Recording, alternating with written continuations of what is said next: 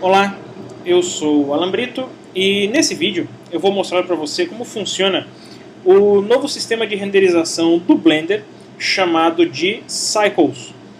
Bem, esse sistema de renderização é muito novo.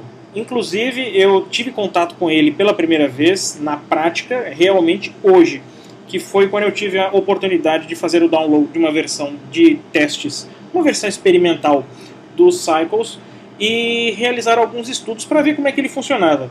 E esse vídeo é um relato de mais ou menos como é que esse novo sistema funciona. E você vai compreender o porquê que esse novo sistema ele é tão interessante e ele é um avanço significativo em relação ao sistema de renderização do Blender atual, que nós usamos hoje. Então, nessa versão que eu estou usando, é necessário habilitar o uso do Cycles como que ele fosse um add-on. Então eu altero aqui a minha janela de preferências no User Preferences, venho aqui no Add-on e vou aqui na área de Render. E na área de Render eu preciso habilitar, eu tenho aqui o meu Add-on chamado de Cycles Render Engine. Então eu vou escolher ele. Com ele habilitado, ele vai começar a aparecer aqui na minha lista de opções de renderização do Blender. Então vou retornar lá a minha 3D View para começar a usar os Cycles. Antes de usar os Cycles, é importante que nós tenhamos algumas coisas em mente. Primeiro, os Cycles usam um método de renderização chamado de Path Tracing.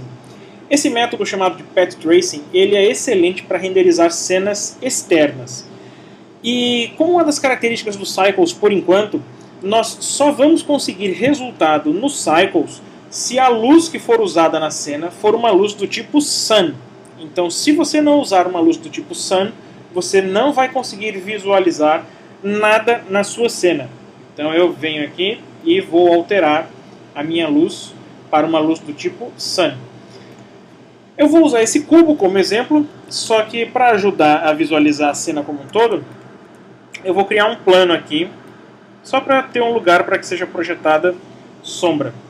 E vamos aproveitar essa janela da timeline, eu não vou fazer nenhuma animação, então essa janela da timeline será a janela em que nós vamos visualizar uma outra 3D View, e é onde nós vamos visualizar os Cycles em ação.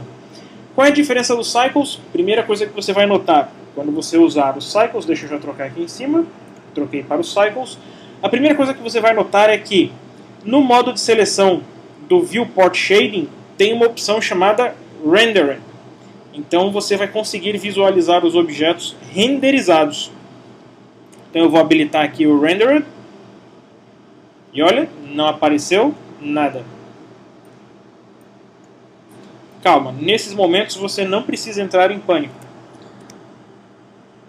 E como é muito novo, tem algumas coisas, alguns pequenos truques que nós ainda precisamos descobrir. Então mesmo pressionando aqui o Render, o Image Render, ele também não mostra nada. O segredo aqui no caso dos Cycles é o seguinte, vamos cancelar essa renderização, e eu vou usar aqui essa janela da do Outliner, e vou usar aqui o Node Editor. Uma coisa interessante para os Cycles é que ele habilita o uso de nós para visualização de luzes. Isso mesmo. Então, quando eu tenho uma luz selecionada, eu tenho aqui uma opção chamada de Surface Use Nodes. Viram o que aconteceu quando eu habilitei o uso de nós dentro do com a minha luz selecionada? Então, se eu aumentar aqui a intensidade da luz, você vai ver que aqui embaixo ele automaticamente se atualiza. Mas ainda tem um problema. O meu cubo está todo preto. Por quê? Porque ele não tem material. É necessário que ele tenha um material que use nós para que ele apareça. Então eu estou vendo aqui, essa renderização está acontecendo em tempo real. Eu modifico ele na 3D View e aqui embaixo ele atualiza de maneira automática. Vamos fazer uma cópia. Vou selecionar o cubo, Shift Y, ou melhor, Shift D. E a minha GPU está cuidando de toda a parte de renderização. Vamos mover a câmera um pouquinho para trás.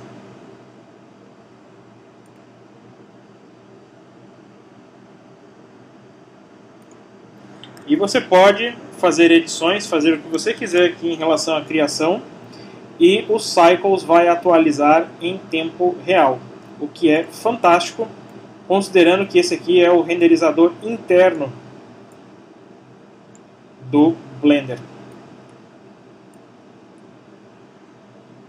Claro que essa cena não é nenhum prodígio em termos de modelagem ou complexidade, mas é um excelente avanço, já é algo real, é algo incrível para quem estava acostumado a usar o renderizador interno do Blender, como eu, há bastante tempo. Então é isso, você teve uma breve visualização de como funciona o Cycles, e acredito que com o tempo mais e mais recursos devem aparecer para o uso do Cycles em diversas aplicações de visualização em projetos que nós criamos com o Blender. Então, até a próxima!